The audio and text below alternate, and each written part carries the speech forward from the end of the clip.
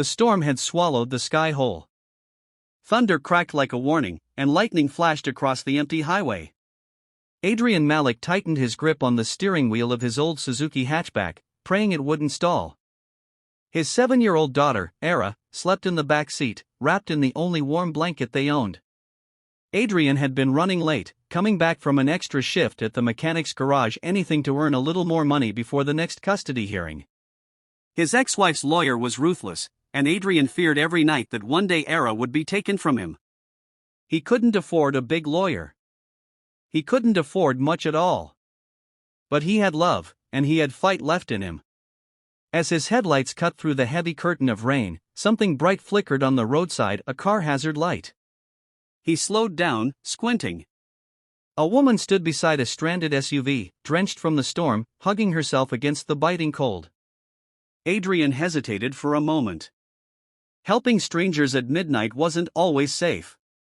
But then he remembered something he always told Era: we help because it's right, not because it's easy. So he pulled over. The woman looked startled but relieved. "Thank God, someone stopped," she said, trying to keep her voice steady. She was older than him, maybe in her mid-40s, wearing a business suit that was now soaked through.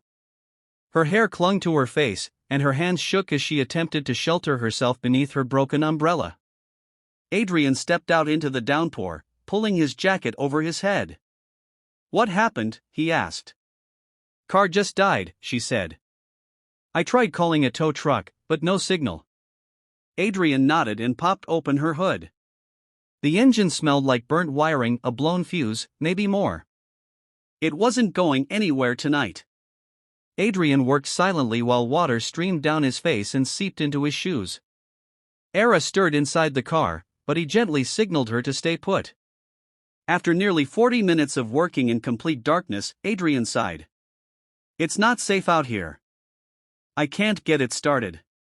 But I can drop you somewhere safe." The woman hesitated. "I don't want to be a burden." "You're not," he said simply.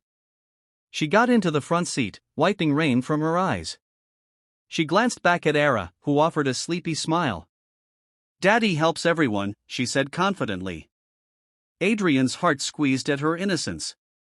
Adrian drove her to the nearest motel. Before she stepped out, she turned to him, studying the tired lines on his face, the worn-out clothes, the quiet dignity. "You're a kind man," she murmured. "Most people wouldn't have stopped." He shrugged. "Most people are just scared. Doesn't mean we stop being human." The woman looked as if she wanted to say more, but instead she asked softly, "What's your name?" "Adrian." "And this is my whole world, Era." She smiled gently. "I'm Maria." She stepped into the motel lobby. Adrian didn't know that her real name, the full name, was Judge Maria Ellison, the same judge presiding over his custody hearing in 4 days. And he didn't know that what he had done tonight would shift something deep inside her. He drove home through the storm unaware that the universe was already turning in his favor. The courtroom was colder than Adrian expected. Not physically, just emotionally hollow, like every decision made inside it left a scar somewhere. Adrian sat alone at the table, smoothing the one formal shirt he owned. Across from him, his ex-wife's lawyer whispered confidently, flipping through polished documents filled with accusations that painted him as unstable, underemployed, unfit. Era sat beside him in a tiny chair, holding his hand. "Daddy, are they going to take me?" she whispered. Adrian swallowed hard. "Not while I'm breathing," he promised. Then the clerk announced, "All rise for Judge Maria Ellison." Adrian's breath stopped. The woman from the storm stepped into the courtroom with her black robe flowing behind her, calm, authoritative, unshakable. Her gaze swept across the room. For a split second, her eyes found his. Recognition sparked.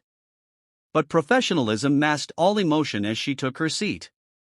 The hearing began. His ex-wife's lawyer attacked him relentlessly, claiming he didn't earn enough, didn't live in a proper home, didn't provide the right environment. Adrian clenched his jaw and stayed respectful. He told the truth. He worked hard. He loved his daughter more than life. He wasn't perfect, but he was present. Every single day. Judge Maria listened, her expression unreadable. Then came the most painful moment.